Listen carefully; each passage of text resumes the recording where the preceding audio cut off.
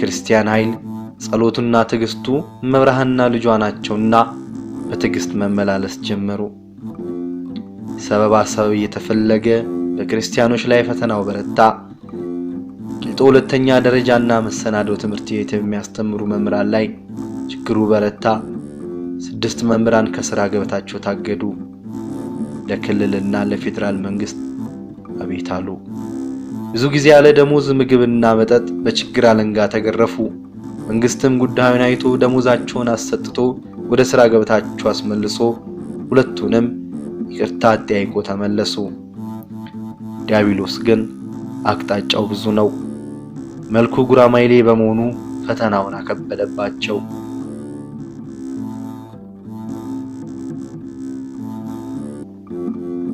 ከዚች ከመጀመሪያው ጸሎት ቤት ተባረዋል። ወራቤ ማረሚያ ቤት ታስሮ ከነበረ ሰው 2 ክፍል ቤት በወር 400 ብር ኪራይ ያገኙ። አሁን ትንሽ እፎይታን ያገኙ ይመስላል። ከ2 ዓመት በኋላ ሰውየው ቤቱን ፈልጓለው ከቤቴ ውጡልኝ አለ። ማህበረ ምዕመናን ተጨነቁ። ኮሚቴው ሱባኤ ያዘ። ወላዲተ አምላክን የበላይ ሰብ እመቤትን ቀንና ሌሊት ተማጸኗት። እግዚአብሔርን ደጅ ጠናውት እሱም ዘንበል አለልኝ እንዳለ ቅዱስ ዳዊት አዛኝቷ ማርያም ዘንበል አለችላቸው። ጉዟቸውን ጠቅልለው ዕቃቸውን ሸክፈው ንዋያተ ቅድሳቱን ከግለሰብ ቤት አስቀመጧቸው። አገልግሎቱ ተቋረጠ። ጸሎት ግን በድብቅ በለውሳስና በእንባ ቀጠለ። ከጥቂት ሳምንታት በኋላ 3ኛው ጸሎት ቤት ተገኘ። የማርያም ወር ከተከራየበት ግቢ 3ቱ ክፍል ባዶ ቤት ነበር። ኮሚቴው በመኖሪያ ቤት ስም ግቢውን ተከራየ። በሁለቱ ክፍል 2 መምህራንን አምጥቶ አስገባ። መምህር ጠብቀው ከበደ 2ኛው ክፍል፣ መምህር አዲሱ ሞላ 3ኛው ክፍል፣ 4ኛውና ሰፊውን ለጸሎት ቤት በማድረግ አገልግሎቱ ተጀመረ። ከከተማው ወጣ ያለ ቤት ስለነበረ ለአገልግሎቱ ምቹ ነበር። ነገር ግን መልካም ነገር ባለበት ሁሉ ፈተና አለና በዚህ ቦታም ፈተናው ተከትሏቸው መጣ። ከ80 ዓመት በኋላ 2004 ጥቅምት 21 በይፋ የጀመረው አገልግሎትና የቤተክርስቲያን መስሪያ የመሬት ጥያቄ 4 ዓመት ሙሉ እንደቀጠለ ነው።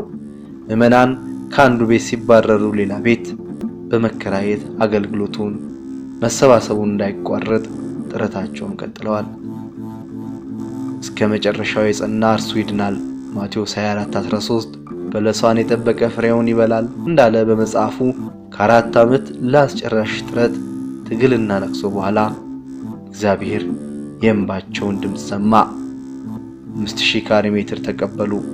ተጽዕኖ እንዳይደረግባቸው ሲሉ ለመኖር ሲሉ ለስጋ ሲሉ አንገታቸውን ደፍተው ክርስትናቸውን ግን በልባቸው ውስጥ ቀብረው የሚኖሩ በጣም ብዙ አባወራዎች ነው ያሉ። በተለይ ደራውት የሚባል አካባቢ ላይ ያሉ ክርስቲያኖች እጅግ በጣም ብዙ ናቸው። አሁን ግን 100% በሌላ እምነት ውስጥ የሚኖሩ ማለት ነው። የነዚህን እንባ እግዚአብሔር አምላክ ከብዙ ዓመታት በኋላ ሊያበሰላቸው ዘመኑ ሲደርስ መጣ። በዚህም የእመቤታችን የቅድስት ድንግል ማርያም ጽዋ ተቋቁሞ በዛም የመሬት መስሪያ ጥያቄ ተጠይቆ 5000 ካሬ ሜትር በመቀበል የመሰረት ድንጋይ ተጥሎ ቤተክርስቲያን እንዲሰራ እንቅስቃሴ ተጀመረ ማለት ነው። አቤቱታ ቀጠል። ከዛ በኋላ ግን እመቤታችን ታምር ታሪኳና ታምሯን ስትሰራ በ2004 እንድንረከባቸው በስልክ ደወሉልን ከባለስልጣኑ አካላት።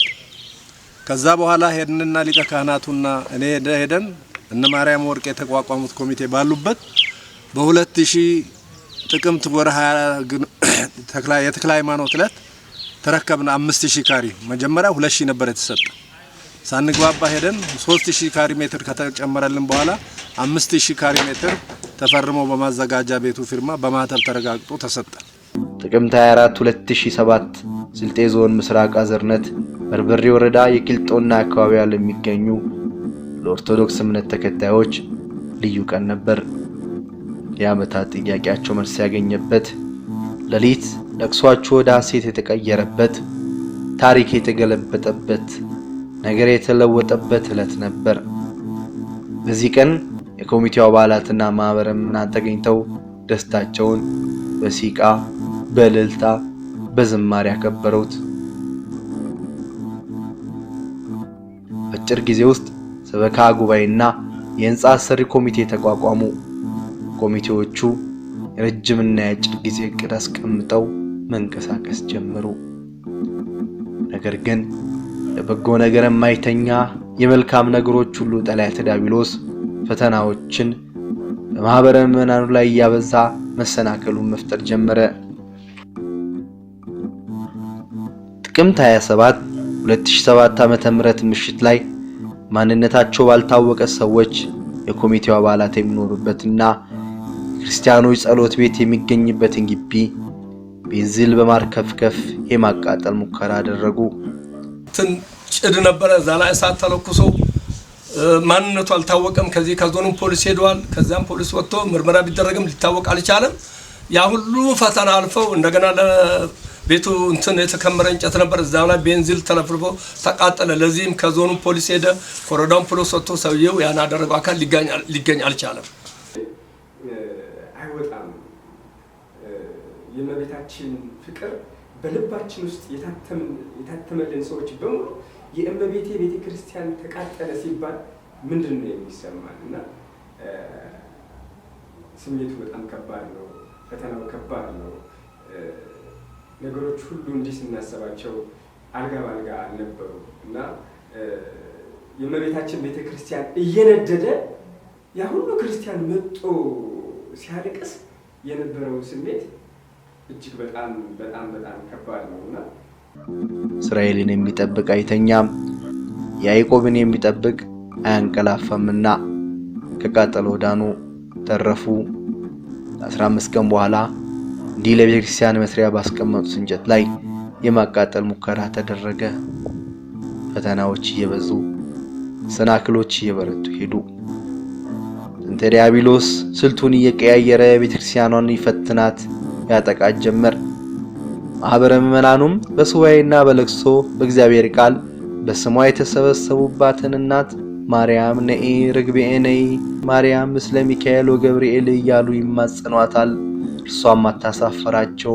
ማዕበሉ ይበረታ፣ ወጀቡ ይበዛ፣ ድንግል ማርያም ከልጇ ጋር ስትመጣ ሞገዱ ጸጥ ይላል። ብቻ ክርስትና ብርቱ ሰልፍ ነውና የክርስትናው ጉዞ ቀጥሏል። የሚሰበሰቡት ከምሽት ጀምረው እስከ እኩለ ሌሊት ነው። ጧፍ አብርተው ሊያነሱ ሲጥሉ ቆይተው በዚያው በተገናኙት የጭድ ፍራሽ ላይ ክልተው ብሎ ያድራሉ።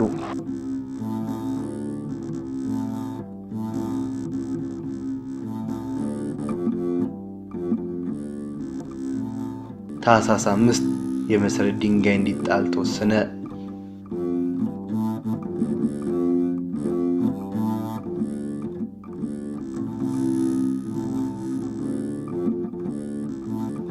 ሀዲያና ስልጤ ሀገረ ስብከት ቆሞስ መልአከ ገነት አባ ቢንያም መንችሮ ከ20 በላይ አውቶቡስ ህዝብ በተገኘበት በሀዲያ ከምባታ ስልጤና ጉራጌ ሀገረ ስብከት ሊቀ ጳጳስ ብፁዕ አቡነ ቀለሜንጦስ ስም የመሰረት ድንጋይ አስቀመጡ።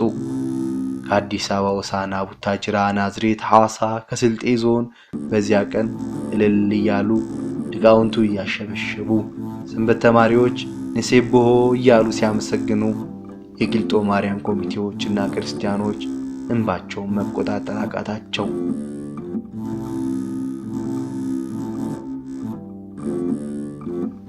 በዓሉ በሰላም ተከበረ። ሁሉም ወደ ቤታቸው በሰላም ተመለሱ። ክርስትና መጀመሪያ እንጂ መጨረሻ የለውም። አንዱ ምዕራፍ ሲዘጋ ሌላ ምዕራፍ ይቀጥላል እንጂ አይቆምም። ክርስትና ሲኖሩት እንጂ ሲማሩት አይገባም። የቂልጦ ማርያም ክርስቲያኖች አንድ ምዕራፍ ቋጭተዋል፣ ሌላ ምዕራፍ ይቀጥላል።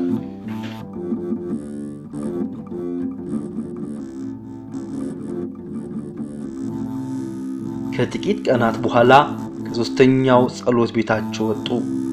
አራተኛውን ጸሎት ቤት መፈለግ ጀመሩ። መሰረት ድንጋይ ተጣለ እንጂ ህንጻ ቤተክርስቲያን አልተሰራም። መቃኞ አልተጀመረም። ከዲያብሎስ ጋር ያለው ውጊያ ከባድ ቢሆንም የሚያሸንፈው ግን እግዚአብሔር ነው። ይህንን ኮሚቴው አባላትና ማህበረ ምዕመናኑ ጠንቅቀው ያውቁታል። ይህን ተጋድሎ የሰሙ ሆሳዕና ጥቂት ወጣት ክርስቲያኖች ባደረጉት ድጎማ 3000 ካሬ ሜትር ላይ ያረፈ 4 ክፍል ቤት የመሰረት ድንጋይ ከተጣለበት ስፍራ ፊት ለፊት ተገዛ። አራተኛው ጸሎት ቤት ሱባኤ፣ ስራ፣ ስብሰባ፣ ጸሎት፣ መዝሙር፣ የአምላክ ቃል መርሃ ግብራቸውን ይዘው ቀጠሉ። አጥሩ ታጠረ። መቃኞ በእመቤታችን ቅድስት ድንግል ማርያም ስም 120 ቆርቆሮ እንደጨረሰ ታስቦ ተጀመረ። በአጭር ጊዜ ውስጥ መቃኞ ተጠናቆ የፊኒሺንግ ስራ ብቻ ቀሩት። ሰኔ 21 2007 ዓ.ም የድንግል ማርያም ጽላት እንዲገባ፣ ታቦተ ሕጉ እንዲከበር፣ ቅዳሴ ቤቷ እንዲከበር ተወሰነ። እኒያ ተረጋግቶ መጸለይ፣ ቃሉ መስማት፣ መዘመር መቻል ያቃታቸው ምዕመናን ከ4 ዓመታት ለቅሶ በኋላ የቂልጦ ማርያም ታቦት ሲገባ ሊመለከቱ ነው። እኛ ቅዱስ ጊዮርጊስን ቤተክርስቲያን ያጡት አረጋውያን ተመልሰው ቅዳሴውን ሊሰሙ እንደሆነ ሲያስቡት እንባቸው ባይናቸው ፈሰሰ። ሐሴት፣ ደስታ፣ ተስፋ ሁሉ የጠፋበት ስሜት። በዚህ መሃል ክርስቲያኖች ያልጠበቁት ጆሮ ጮህ የሚያደርግ ነገር የዐቢይ ጾም መግቢያ በዋዜማው ምሽት ላይ ተፈጸመ። የእመቤታችን ቅድስት ድንግል ማርያም ቤተክርስቲያን መቃኞ ባልታወቁ ሰዎች እጅ ተቃጠለ። ሕዝቡም ፖሊሶቹም ማህበረ ምዕመናኑም ከያሉበት ቦታ መጥተው እሳቱን አጠፉት። ምዕመናን በዚህ ምሽት ተሰብስበው በከፍተኛ ሐዘን ማልቀስ፣ መንሰክሰክ ጀመሩ።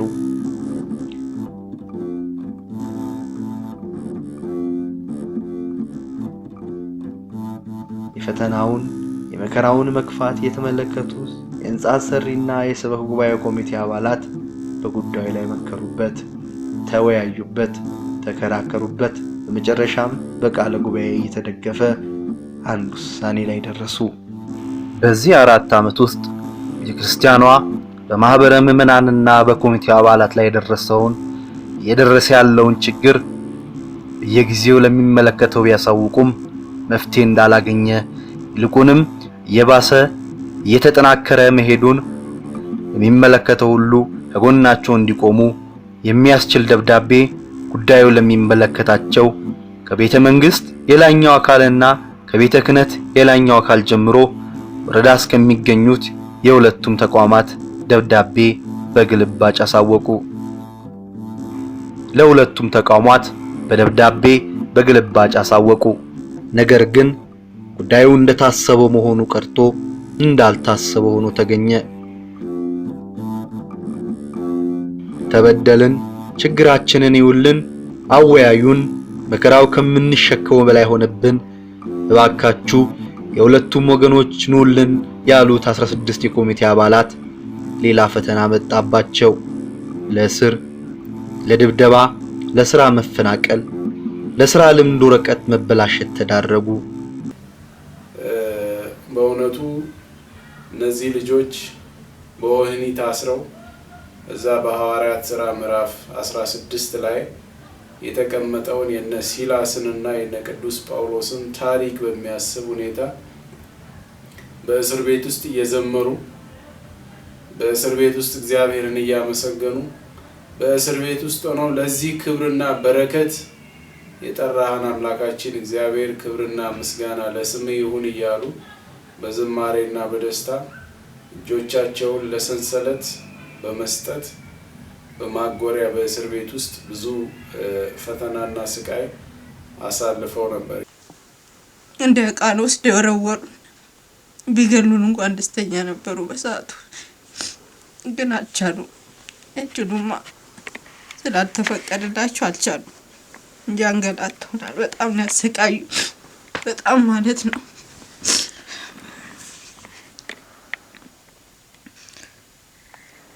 ጸሎት ቤቱን አይነ ምድር መለቅለቅ፣ የተለያዩ ፈተናዎች አበዙባቸው። ከዛ በቃ እነዚህ ልጆች የመጡ ለሌላ ለተልእኮ ነው በሚል እነዛ ልጆች ላይ የማነጣጠር ስራ ተሰራና አንዱ መምህር ማትስ መምህር ነው አስተምሮ ሲወጣ ሲደመር ምልክቷን አድምቆ አንዱ የሚገባው እንዲህ መስቀል እዛ ጸሎት ያደርጉብናል፣ እዚህ ደግሞ መስቀል ላይ ያረጉ እናንተ ሌላ ነገር እያስተማራችሁ ነው ብለው እዛ መምህር ላይ አድማ እንዲነሳ ያደርጋሉ።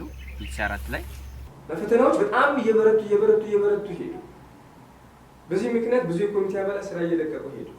ይህ ሁሉ በደላችን ሰሞን ብንል እናንተ አሸባሪዎች ናችሁ፣ በደላችሁን ገልጣችሁ እስከ ጫፍ ድረስ እስከ ሚኒስትር መስሪያ ቤት ድረስ ያሳወቃችሁ። ደብዳቤው ላይ ከተጻፈው አንድ እንኳን ውሸት አልነበረ። ነገር ግን በዛ ቦታ ላይ አቤት የምንልበት ቦታ ስላልነበረ ሁሉም ራሳቸው ስለሆኑ ከባድ ነበር። ጉዳዩን የሰሙት የወረዳ ቤተ ክህነትና የሀገረ ስብከት ስራ አስኪያጅ እንዲሁም የአስተዳደር ሰራተኞች ፈተናውን እንዲቆም ችግራቸው እንዲደመጥ ጉዳዩ በሰላም እንዲያልቅ ከወረዳ ከዞን እስከ ክልል ድረስ በጣም ደከሙ። ነገር ግን ሰሚ አላገኙም። የቂልጦ ማርያም ማህበረ ምዕመናን አቤቱ የሆነብንን አስብ እያሉ ወደ አምላካቸው ማልቀስ መጮህ ጀመሩ። ሰኔ 21 ታቦቱ ይገባል ተብሎ ብዙ ሀገራት ተነግሮ ስለነበረ በርካታ መኪኖች ከክፍለ ሀገራት መጡ። ያዩት ግን ሌላ ነገር ነበር።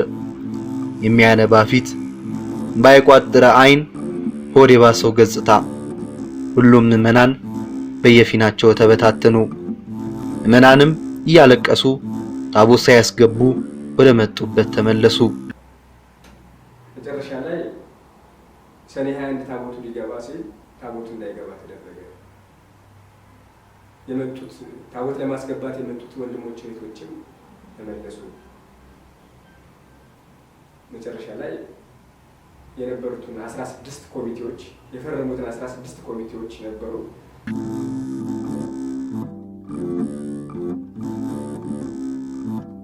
ከጥቂት ቀናት በኋላ 6 የኮሚቴ አባላት ከያሉበት ተለቃቅመው ታሰሩ።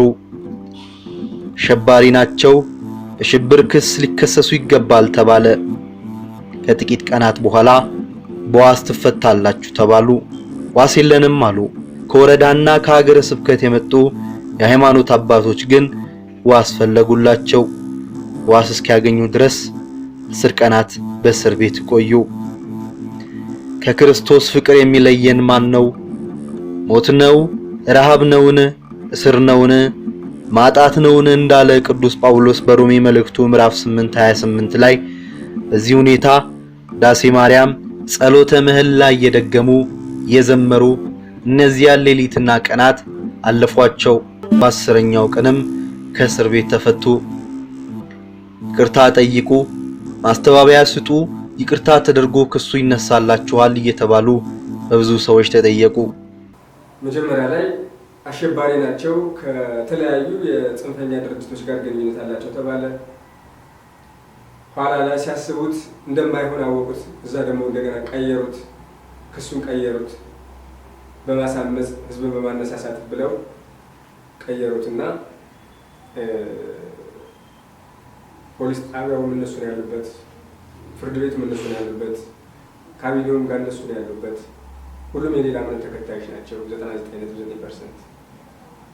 አቤት የምንለው ወደኛ ወደ እመቤታችን እንጂ አቤት የምንልበት ቦታ ስለሌለ አቤቱ የሆነብንን አስብ እያልን እያለቀስን ቀጠልን።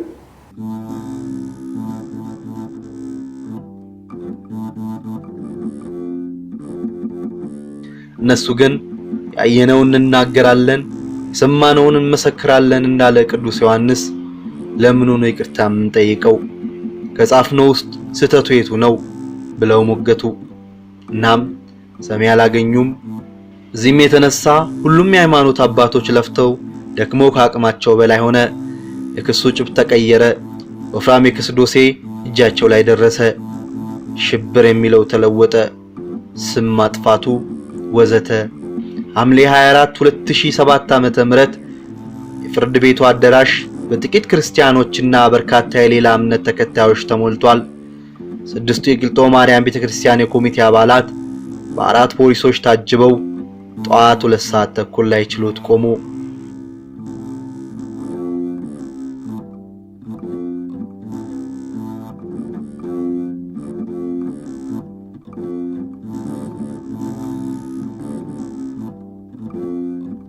በዚህ አቡነ ተክለ ሃይማኖት ዕለት እነዚህ 6 ክርስቲያኖች እስር ተወሰነባቸው። የቂልጦ ቅድስት ማርያም ቤተክርስቲያን ሕንጻ አሰሪ ኮሚቴና ሰበካ ጉባኤው ሰብሳቢ መምህር የማርያም ወርቅ ተሻገር 8 ዓመት ከ6 ወር ቀደም ተብሎ ከ3 ሳምንታት በፊት 1 ዓመት ከ2 ወር ተወስኖበት ነበር። በድምሩ ወራቤ ወህኒ ቤት 9 ዓመት ከ8 ወር እንዲታሰር ተወሰነበት። መምህር ሀብታሙ ተካ ምክትል ሰብሳቢ፣ አቶ ማስረሻ ሴፉ ሂሳብ ክፍል፣ ወይዘሮ ንጋት ለማ ገንዘብ ያዥ፣ አቶ ሙልጌታ አረጋው ግንኙነት ክፍል፣ አቶ ማሩ ለማ እያንዳንዳቸው 5 ዓመት ከ6 ወር ተፈርዶባቸው እጃቸው በሰንሰለት ታስሮ ወደ ወራቤ ማረሚያ ቤት ምሽት 12 ሰዓት ተኩል ላይ ወረዱ። እዚያን ጊዜ የቂልጦ ማርያም ክርስቲያኖች በጣም አነቡ። በእውነት እመቤት ያለሽን እያሉምባቸውን ወደ ሰማይ ረጩ። አገልግሎቱ ደበዘዘ። ሱባኤና ጸሎቱ ተበራታ። ያን ጊዜ ቶዮታ መኪና ላይ ተጭነው አንዳቸው እጅ ካንዳቸው ጋር በሰንሰለት ታስሮ 40 በላይ ኪሎ ሜትር ጠጠር መንገድ ጉዞ ሲጀምሩ እነርሱ እንዲህ ያሉ ይዘምሩ ነበር።